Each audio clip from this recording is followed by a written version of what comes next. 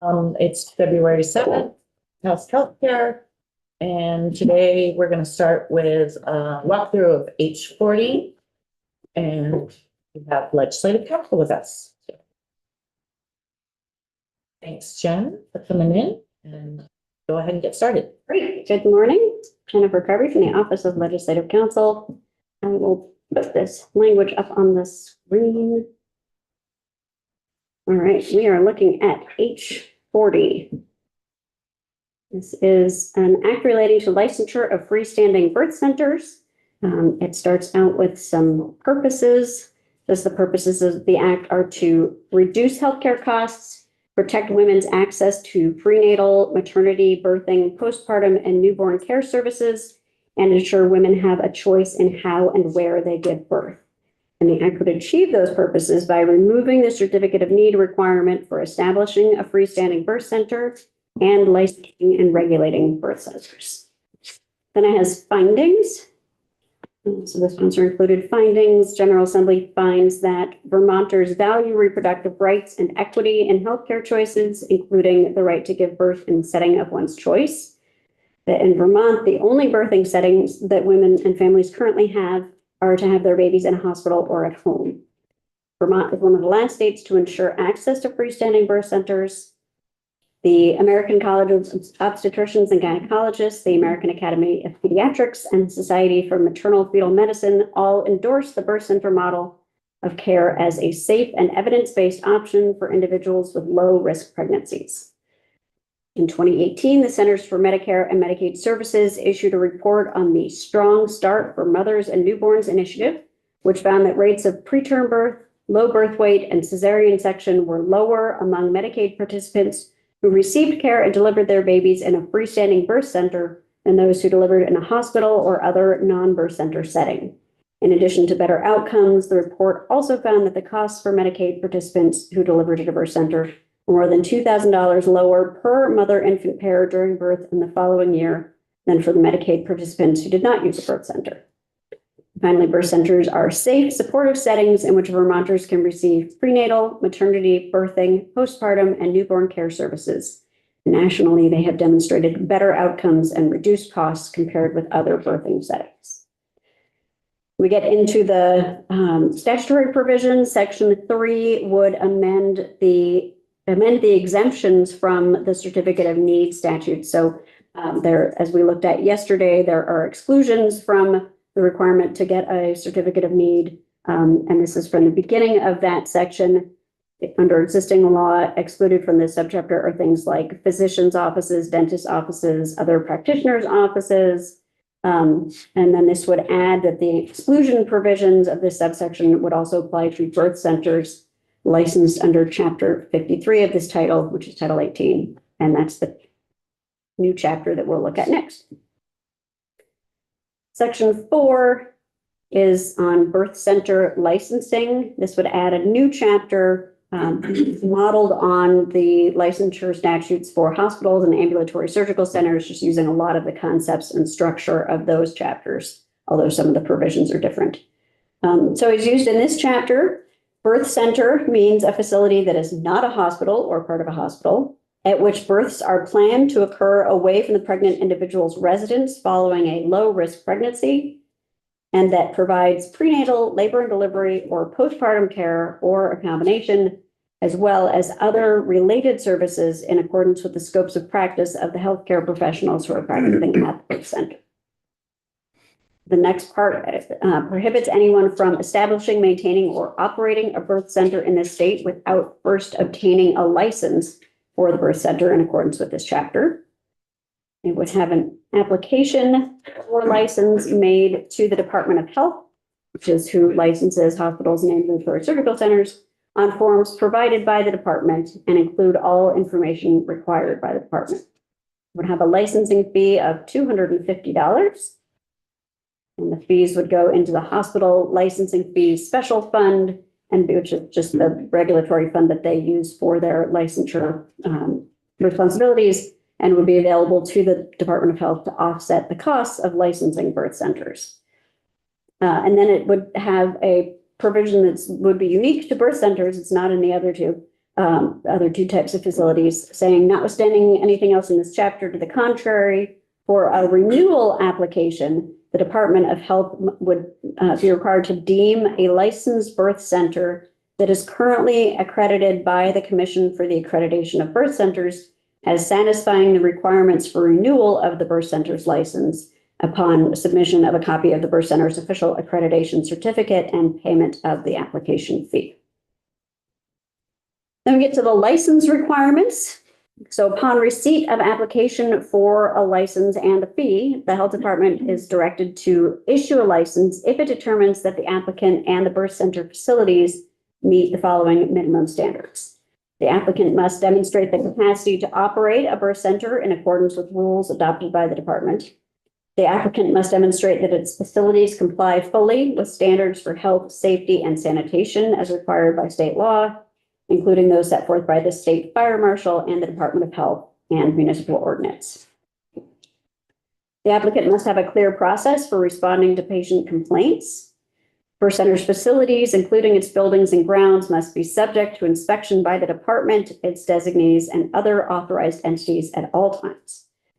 Specifies that a license is not transferable or assignable and will be issued only for the premises and persons named in the application. It allows a birth center to be independently owned and operated by a licensed or certified healthcare professional whose scope of practice includes the services offered by the birth center, including a licensed midwife and a nurse midwife, a certified nurse midwife.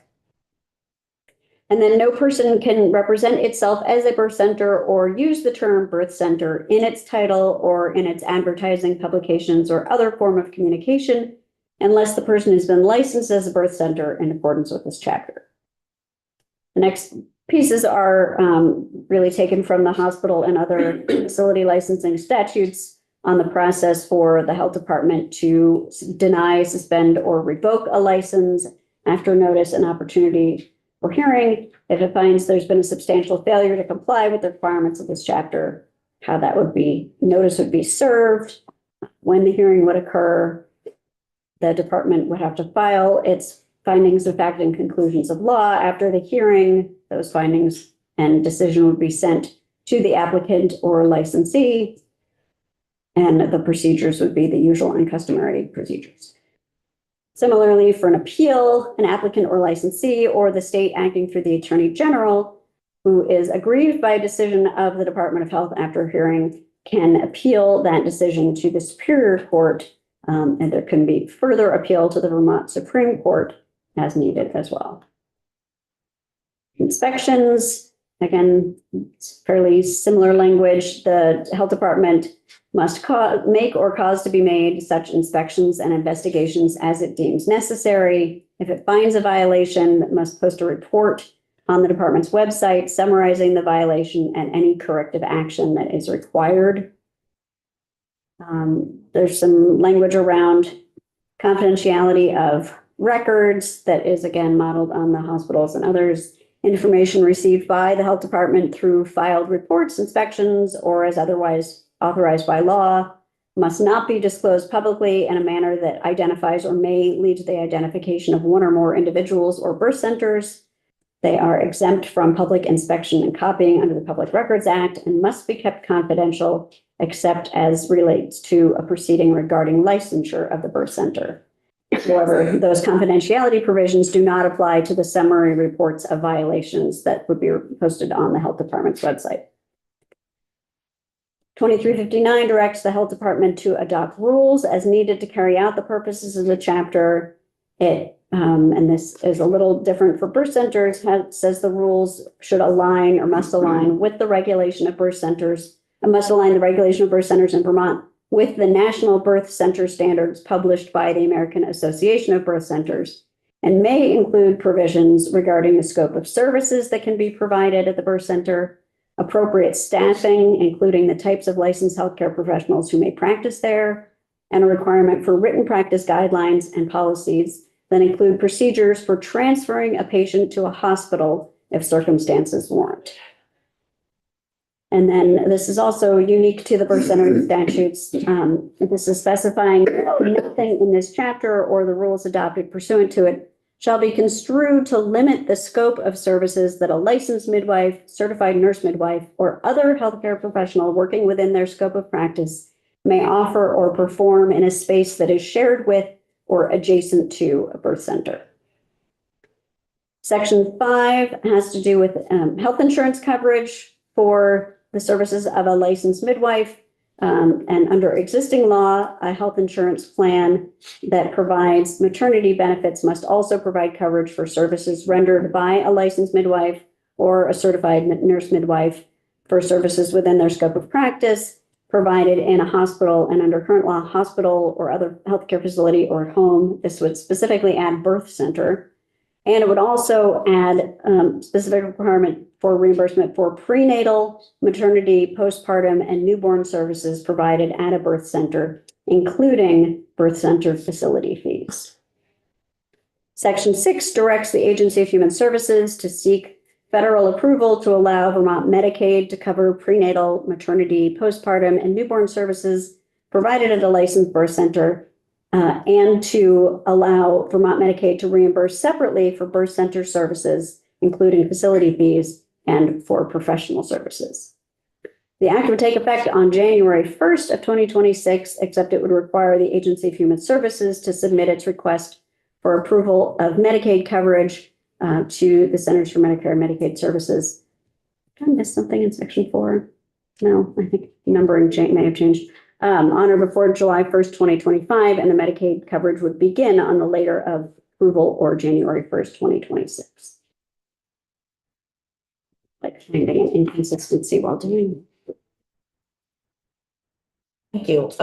And just I asked Jen to just do a walkthrough of this bill because, in light of the testimony that we've been taking on certificate of need, I thought it would be important for that, just to, if we're going to change things in our certificate of need, that perhaps it would affect this concept or idea. So I guess my question to Jen is, if we were to do what is contemplated in, I can't remember the number, H96, and raising the thresholds, would birth centers, like freestanding birth centers, would they then not even need to go through the CON process if they were under those dollar thresholds? I believe so, but I would defer to the Green Mountain Care Board because they're the ones who would ultimately be making the jurisdictional determinations. And, I don't have any sense for what the costs of standing up a birth center would look like, as far as construction, if there was construction occurring. And if that was the case, then really the only piece of this bill would be around the licensure. Licensure and insurance coverage. And insurance coverage. And Medicaid coverage. Any questions? I have a couple, but go ahead, Tucker. First question I have is on page 1, line 12. In there, it says that freestanding center exempt birth centers from the certificate of need review. Even though it says that, they would still have to comply with whatever comes out of that bill if that bill passes, whether it's 5 million or 10 million. If you enacted language, the language is in section 3 here to say birth centers do not need to obtain a certificate of need, then it would not matter what level you raised the threshold to. It would still be. They would still be exempt. Okay, that's what I If thought. you do this language. If you raise the amounts and you don't do this language, I think, they would be subject, certainly if we're doing something that hit the monetary threshold, but whether there are other applicable provisions that would subject them to a certificate of need requirement that aren't stated as clearly, I would want the Green Mountain Care Board to give you a take on that. Second question is, in all of this language here, I did not see the issuance of a birth certificate. I'm assuming that in this language, they have to comply with this, comply with that there will be a birth certificate. That's in a different part of Title 18 on vital records. There's all kinds of requirements for who has to issue the birth certificate. And so these licensed professionals would still be subject to that. This is just changing the setting in which they might be doing the delivery. Okay, and the piece about transferring to a hospital. Yeah. That would mean that the proximity of the birth center would be such that it would be easy to do that. It It doesn't say that, does but not specify that, so that would be part of the health department's rulemaking process, I would presume. There are already provisions in the licensed midwife chapter for their licensure about having a plan in place for transferring a patient. So it may have some similarities to that. all right, thank you, Jim. So the health department, I don't think we've ever really gotten into this. If we were to do something like this, the health department would then go through a rulemaking process and they would decide essentially what they want to see to license a birth center. You can put as much in statute as you want to specify. And they may fill in blanks for things that they also believe are important for carrying out the chapter. With ambulatory surgical centers, which is the last time I was involved in creating a licensure statute for a new type of facility, there's a lot of discussion in committee about what the requirements should look like. And then I think there was sort of a decision to leave some of the specifics to the department in its rulemaking process because it would be engaging the stakeholders. That's part of the rulemaking process is public comment and stakeholder engagement. They would think about things probably like proximity to a emergency care or Right, but emergency transport. That's If the legislature wanted to put something in, you could specify that in statute and that would outweigh anything. I mean, the health department's rules would have to incorporate whatever you put in statute. They couldn't do something that conflicted with statute. Leslie, and then Mari has a question. My question is, let's see if we can articulate this. The health department is sort of responsible for licensure of all kinds of facilities across the state, right? That's part of their role. Do I understand? Because you mentioned ambulatory care center that they license that. So they've been through these kinds of, that's their job. Right. Hospitals and ambulatory surgical centers are really the main ones that I'm aware of That the health department that the does. health department does. And Dale, Department of Disabilities, Aging and Independent Living does licensure on long-term care facilities and Okay. other types of residential settings. So this isn't necessarily new to them, and that's what I want to understand. And it really helps me when you just said that they'll go through rulemaking. So they have that experience. I'm thinking about my drug repository. That was exactly the same kind of process. Right. It's over, so it's reiterated and known and reasonable. Certainly, the rulemaking process is known. I mean, it's an intensive process, Yeah. as I'm sure they'll tell you, but and you can ask them, as far as what kinds of parameters they would want in statute as opposed to what they should be incorporating by rule. So they should be part of our witness list, I guess. Yeah. Yeah, and oh gosh, it went away. Never mind, I'll come back. Mari? Sorry to people watching on YouTube, I'm in the corner with my leg up. I think just to tag off of what legislative council was saying about the Green Mountain Care Board and when a CON is required. I think it'd be important for us to ask the Green Mountain Care Board specifically about, I think that they might have some latitude to require a certificate of need if it's not specifically stated in statute that they do or don't. So I think that's one reason it's important in this bill to specifically state that they don't need to go through a certificate of need process. I got it. Okay. Does this require more staff for the Department of Health? That is a Department of Health So question. that would be a question. Okay, thank you. Any other questions?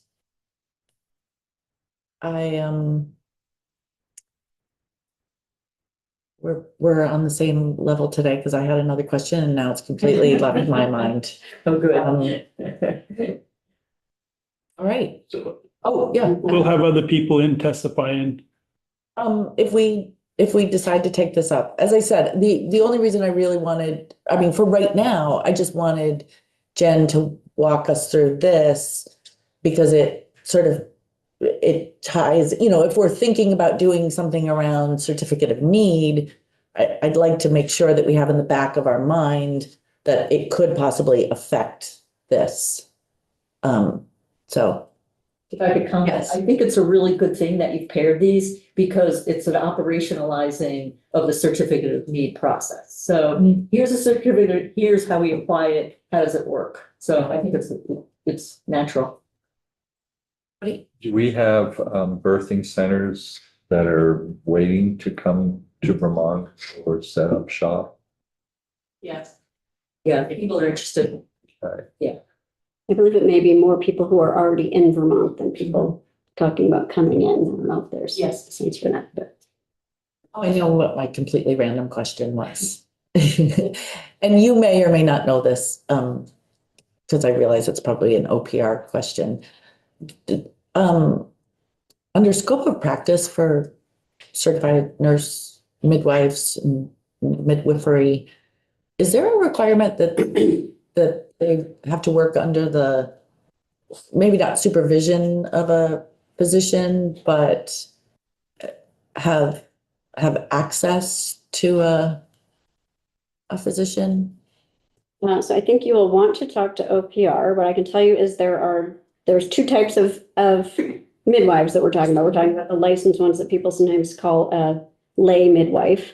And there's the certified nurse midwives, which is a type of advanced practice registered nurse. Is there, I'm just looking at the licensed midwife. I think you want to hear from OPR. My understanding is that they can practice independently in Vermont. I think that is accurate, but I wanted to. I was more thinking about, You like, have do they to have have a here's what I was reciprocal thinking. You relationship? have to have every licensed midwife, so this is, for anyone who's interested, this is 26 VSA 4190. Has to have a written plan for consultation, emergency transfer, and transport. So they have to have a written plan for consultation with physicians and other healthcare providers for emergency transfer for transport of an infant to a newborn nursery or neonatal intensive care nursery, and for transport of a woman to an appropriate obstetrical department or patient care area. Has to be written plan has to be submitted to the director of OPR with their application, and biannually with their renewal form. Got to be reviewed. So there's a fair amount that is in their existing statutes on that.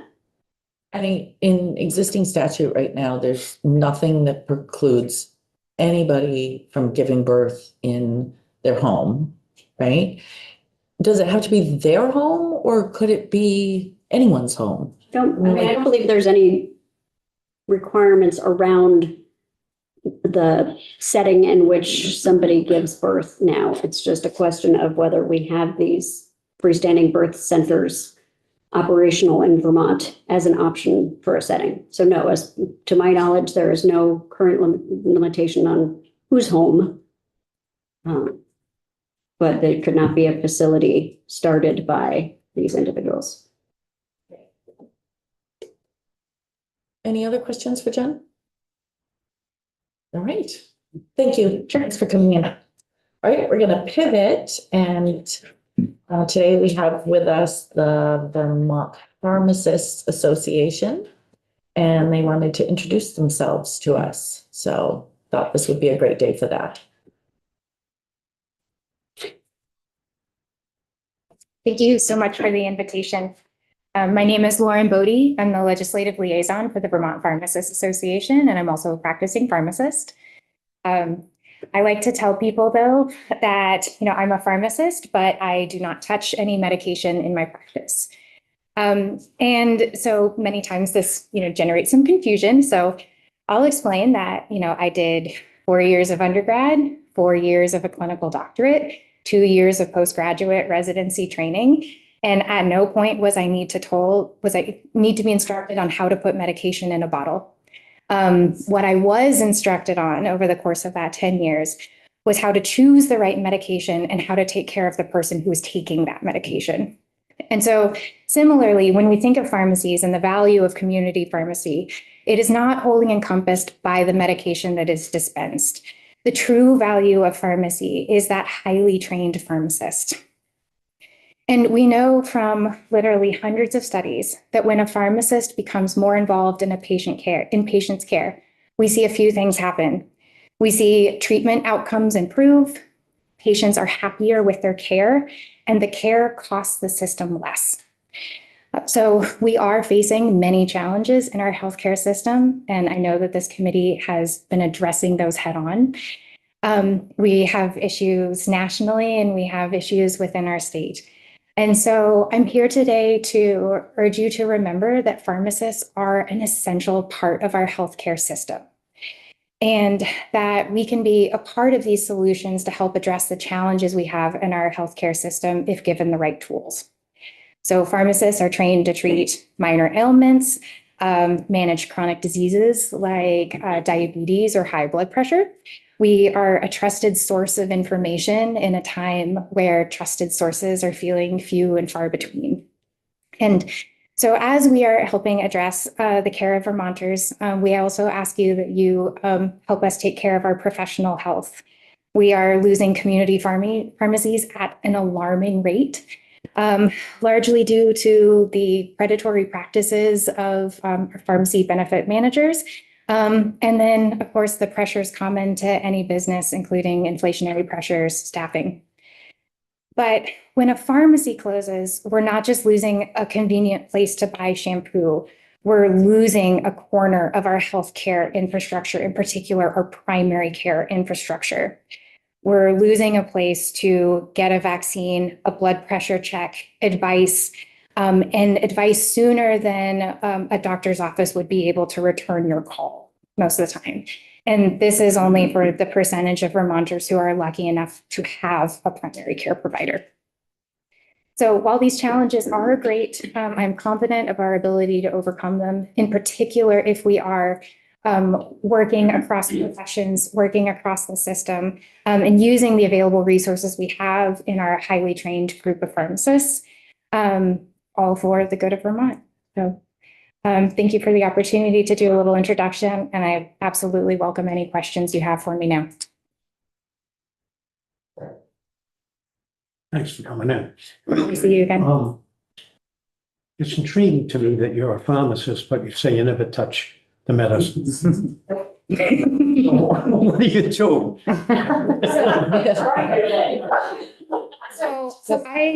So my practice is in a primary care clinic. So the only time I even see a medication is if the patient brought it in to me because they wanted me to look at something, or if really they wanted help learning how to use it, how to administer it. They had some problems or concerns. Oftentimes it's someone maybe who's using insulin for their diabetes the first time, and they just want someone there when they do that first injection. And a pharmacist is a great person to do that. I know I can, I'm trained to kind of counsel them through the injection, but I'm also trained to take care of that person from an emotional health side. So and we have that relationship where I can coach them both from a information side, but also just I know you as a person side, and I can help you through this. And so, that's it. And I think this kind of gets down to where, historically, our healthcare system has always used pharmacists as the purveyors of medication. But truly, don't get me wrong, we need people to purvey medications and dispense them accurately, appropriately, and be that final check. But I would argue we also need pharmacists to be there at the point of prescribing, whether that's because the pharmacist is the one prescribing or because they're sitting at the elbow of another prescriber. Making sure that from the beginning, the medication that is being chosen is the correct one for that patient. That we're optimizing the way we're practicing in an evidence-based and patient-centered way, because that's when patients get healthier.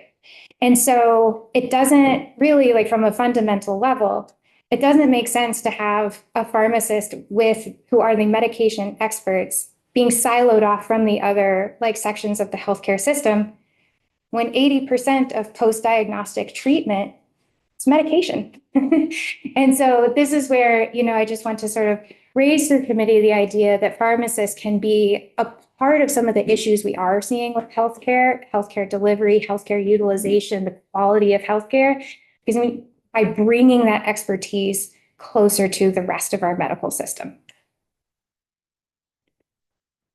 Leslie?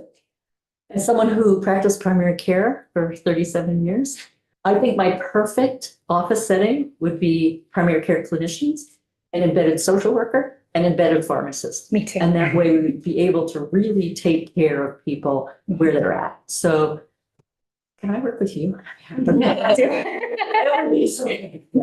Yeah. No, and there is a kind of magic there. Totally. And we see that, and when I say magic, I actually mean like systemic literature and like a rigorous like research base. But yes, there's a lot to support the idea that by bringing that expertise close, by decreasing barriers to communication, by increasing the level of autonomy of the pharmacist working in collaboration with like the rest of a healthcare team, that you do start seeing these pretty powerful outcomes, both on a patient level and a system level. I'm sitting here looking at your slides that you sent in. Mhm. I'm intrigued by the opioid, box you have on opioid use disorder. Mhm. 13 states authorize pharmacists to prescribe medications for opioid. Are we just talking about naloxone, or are we talking about things like Suboxone or? Probably Suboxone. The number for naloxone it's actually like 50. Yeah. And pharmacists is among them, and we can count ourselves as when you sort of pat ourselves on the back that this isn't even new for us. This has been in statute for several years at this point. But yes, one thing that is currently not actually permitted is in many states, pharmacists working under a collaborative practice agreement are able to prescribe controlled substances, which with the removal of the X waiver from medications like buprenorphine, Suboxone, do permit pharmacists in other states to take on a more integral role in the prescribing and maintenance of people with opioid use disorder using medication-assisted treatment. So that would be something that is not currently permitted by statute here. But we are involved in naloxone prescription, distribution, and administration if the situation would arise. Laurie? Would you, Lauren Bodie, and in general, pharmacists, do you think would want that authority, working within the MAC system to be able to prescribe Suboxone? I think there's opportunity there. I've had some conversations with folks down in Brattleboro looking for ways to increase the capacity of their system to provide care. And I know that's something that has been contemplated there. I don't want to speak on behalf of them. Generally, I'm in favor of the authority to do the right thing and allowing for individual networks, whether that's local health departments, local healthcare facilities, to do what's going to work for their communities. And so while this hasn't been a direct legislative priority for us, I do see that there's potential for if we ever do find that we're needing additional options to connect people to treatment, because we know that treatment is life-saving for people with opioid use disorder. So this would be a potential area that I think could be discussed. I haven't thought about that, but it's interesting. Things including that on there. I think the one thing I would hasten to add is, regulatory or statutory authority is one thing. The secondary hurdle is going to be implementation of a sustained line of service without being able to create a business model that recognizes pharmacists as providers for these services. And this has been something where really we just it's been a struggle. So, for example, we do have pharmacists prescribing hormonal contraception. We know that this is helpful because people being able to, control their reproductive health, decide if and when they want to have babies, that's good for the mom, it's good for the baby, it's good for the communities, in terms of like overall level of care. It's very difficult for the pharmacist to be able to say, yes, please come to me. I would like to spend, half an hour with you to determine what exactly like the right like hormonal contraceptive modality is for you. When they're not able to be recognized as a provider and actually be reimbursed for the clinical care they're providing. And so, we see this over and over with pharmacies, like, they want to do the right thing and they're going to be there for the patients, but they also do need to keep the lights on, just like our primary care practices do. And so, I would just say any contemplation of expansion, I think also needs to have like some sort of attendant attention also given to how this is going to be economically viable for the pharmacists participating in those services, because that's going to be key to uptake. We have a bill about changing pharmacy. Didn't you do a bill on expanding pharmacy role? Or was that last year? Did you reintroduce it? I may have to look. Yeah, it's rattling around in there. I don't remember, Maybe or not. I haven't seen one so far this year. Yeah. Yeah.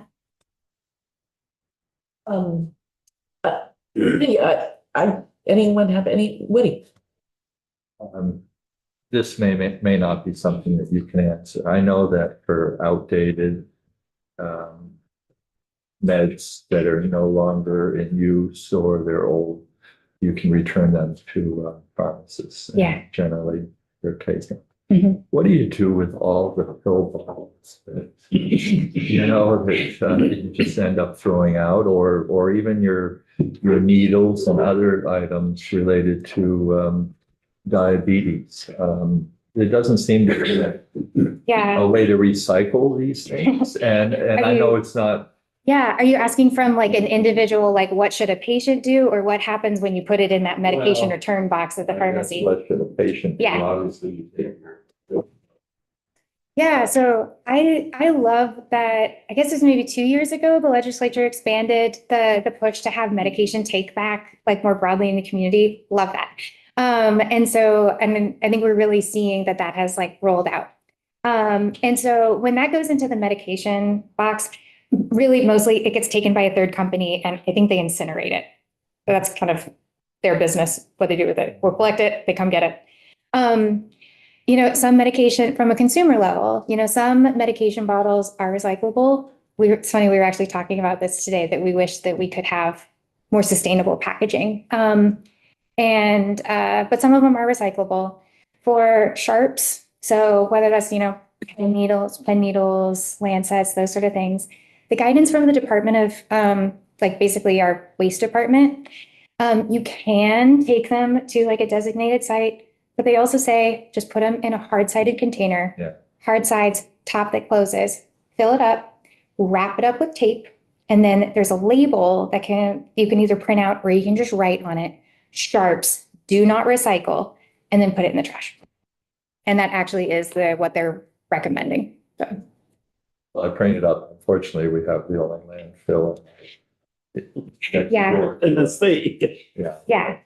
It does seem such a waste, particularly with the pill bottles, I know. like, I know. And I think it's one of those of, I was actually talking with one of our independent pharmacy owners, Lakeside Pharmacy. They spent a lot of time going in to evaluate the suppliers of their medication bottles to find one that is commercially compostable or otherwise recyclable, but they're paying more for that. Yeah. And that's hard. But it's something that like we see that level of commitment from our community pharmacists because of how embedded in the community, how entrenched they are in the things that are important to us in Vermont. More so than, what you would maybe see from a multinational corporation operating an outlet here. So. Use the bottles for and where my tools are. for nuts and bolts. Yeah. Lots of like. So do I, Topper. Nice, because you can see right through it. Yeah, I like But you that. can only use so many of them, you know, for those. And I will say, I do get a little annoyed because I have a prescription, which is a 90-day one, and it comes in 3 separate bottles. It's like, Yeah, one and the other. And pull the safety thing, pull out the cotton, put it all in. it's coming in the stock Yeah, bottles. it's coming in the stock bottle. Yeah. And this is where you get into, most of my professors be like, no, you take it out of the stock bottle. But there are a handful of medications where they're actually more stable if they're like dispensed there. So it kind of depends. Any other questions? Well, thank you. Thank you for coming in. No, I very much appreciate your time. And, I do hope that this is an initial conversation among many. Please don't hesitate to reach out to Vermont pharmacists if we can be of any assistance, of course, with any like directly pharmacy related bill. But anything, pertaining to public health and primary care, this is where we might be able to lend some perspective that is not necessarily always captured. And so we're happy to be a part of the conversation and a part of the solution. So thank you very much. Thank you. All right, so let's go